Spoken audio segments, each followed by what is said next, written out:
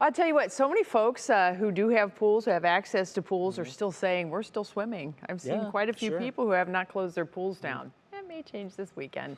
Warm weather going to continue for us for your day tomorrow. We'll start off in the 60s with sunshine. We will have high clouds beginning to stream in through the afternoon, and temperatures will be topping out again in the low and mid 80s across northern Ohio. There is the cloud cover. It's now coming into the Chicago area, down through Peoria, back into St. Louis. That is the initial batch of high clouds that will be coming in. The rain and thunderstorms, I don't think we're really going to have to deal with too much in the way of thundery weather. We might have a few rumbles of thunder that come in, but for the most part, we'll get this swath of rain probably later on Thursday, lingering into Friday morning, and then things change on us a little bit because we're really going to feel the change of seasons. We have very mild air in place in the eastern half of the country, the western half of the country dealing with much cooler air. As a matter of fact, today's top temperatures, when you look at a departure from normal, so above normal, below normal, obviously look at all of the above normal areas. Western Michigan today, friends, lower peninsula of Michigan, Grand Rapids, places like that, they were setting record highs today, 85, 86, 87 degrees. So that's why Peyton and I talked earlier today, and we hoisted our high temperature up to about 85 for tomorrow, and maybe there's a little more gas left in the tank after that. Even clear up into Duluth, Minnesota, International Falls, record high temperatures today. Meanwhile, west, that's where the cooler air is, and all of this is going to start to push to the east. Matter of fact, over the next 5 days, look how that big batch of cold air begins to settle across the eastern half of the country. It's almost a complete flip.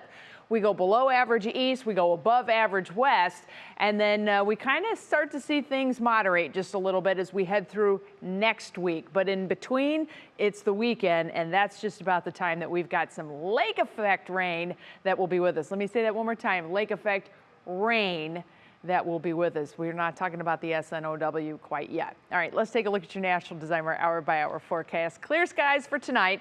Daybreak temperatures in the 50s to right around 60 degrees throughout much of northern Ohio. That light southerly breeze will start to pick up through the day.